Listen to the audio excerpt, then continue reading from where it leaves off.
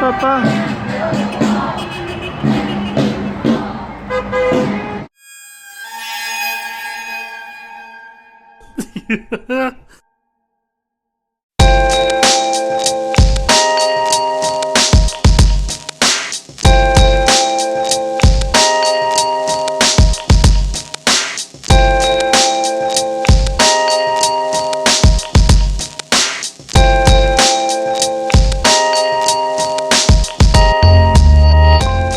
My little handy dandy scale. Got the box on it. It weighs 40, so basically 41 pounds. And there you go. These are great because they have the cord that extends out to the display, so I don't have to hassle with trying to look at the screen with the box hanging over it. These are just perfect. I would say that if you're new FBA with any regularity, you absolutely need to buy one of these. So these have been great for me. You know, trying to use a bathroom scale is not very accurate, and you can't really see the screen unless it's a huge bathroom scale. So I highly recommend these. They're real quick and they're real sensitive. It goes up to 100 pounds, and you know, I always stay under 50 pounds, so no problem.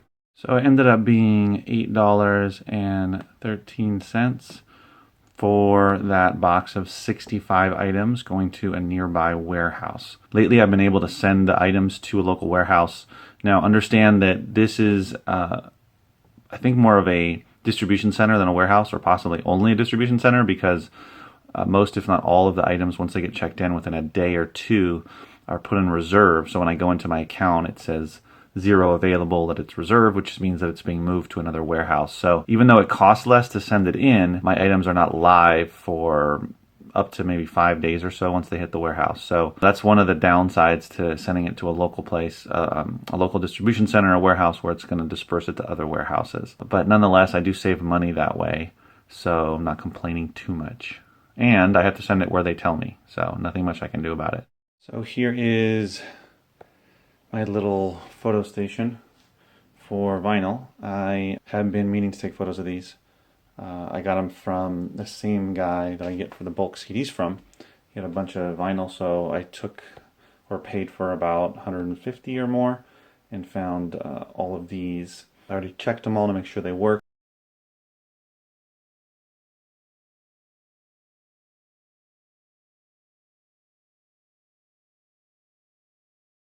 And now I'm just taking photos. I like to take photos of them. Most of them are higher priced, $20 and up. I just want to stick to the higher priced items for vinyl because they take a little bit longer to deal with. So now I'm going to take photos of them. I prefer to take photos because I feel like they're more of a specialty item, and I want it to stand out as much as possible and hopefully get the sale, because I sold a good amount in December. So this is further along in my day. Did my first, finished up my first shipment, and now I'm just taking all these photos, and probably after this I'll be going to drop off the boxes. But yeah, I just take pictures of you know, the covers. People get it for the music, but they also like the artwork, so it's important to take photos of all the artwork and if there's any cool inserts or anything like that. So yeah, nothing fancy, just taking pictures on the white desk with a little bit of light. That's about it. Oh, hey guys, just here working and listing a Cat Stevens album. So I wanted to make this video a few days ago about a typical day in the life of me or an FBA media seller, bookseller, CD, vinyl seller, etc. And I wasn't able to do it all in one day, but I wanted to make this little ending to the video just to kind of talk about how a typical day goes when I'm doing some kind of work on my FBA business. So I've revamped the office here, so I'm trying to make this the home base for me. Have my laptop set up and all of my tools, my glue gun, my tape, my packing paper, scissors, eraser, inner sleeves that I use to replace or to have include an inner sleeve for a vinyl record, the outer sleeves that I put onto the records when I'm going to send them in, as well as suffocation labels. So all of these typical tools that I had sort of scattered all over the house, I put them all together here in my little office space in my desk, and so I can just access all of them and kind of, you know, do it sort of quickly, and not have to go all over the place to get them, or put them over here, work a little bit, put it all back, etc. So just trying to get a little more focused and be able to be more productive when I'm actually focusing in on listing or doing something with the FBA business. So a typical day for me, if I'm working, I got other stuff going on with the kids and everything, but if I'm focusing on working for a bit, if it's the CDs, then I'm going through them, scanning them, seeing what's good for FBA, what am I going to send to the clutter, what am I going to take off to the record store. If I've already gone outsourcing to cherry pick stuff like books at thrift stores or CDs or vinyl or whatever, then I'm just gonna start listing those, cleaning those up, getting them ready for shipments. So if you're new, if you've been doing this for a while, then this might sound like duh, right? That's what you do. That's what the business is. But I'm trying to just kind of make the point that doing FBA it's not glamorous. It's not like, oh, you're just constantly doing stuff that's super fun, or you're source all the time and that's all you do is you just find the stuff and then get super excited about it and then bring it home and then go out and find some more. There's things that you have to do that might be boring, might be tedious, which is why people set up things like repricers, like software that makes the listing process go faster, all of those types of things, or they hire someone to do the tedious things they don't want to do. That's part of the business though. You have to decide, are you going to do it all? I'm doing it all right now, but you want to hire somebody, you want to get some help, you want to use some of the software, some of the technology available to speed up the process. One of the things that I got was FBA Scan for my phone and a Bluetooth scanner, which has made sourcing so much faster and enabled me to hit a couple of stores or get through a store really fast if I need to, or a estate sale, whatever it may be. If there's a bunch of books to look through, if there's a bunch of CDs, well, vinyl takes a little longer. You can't use the scanner, but you get my point, right? Using technology to kind of speed it up. The big things in a typical day are going to be sourcing, which I think is the most important. I mean, not the most important, but it's what gets everything rolling, right?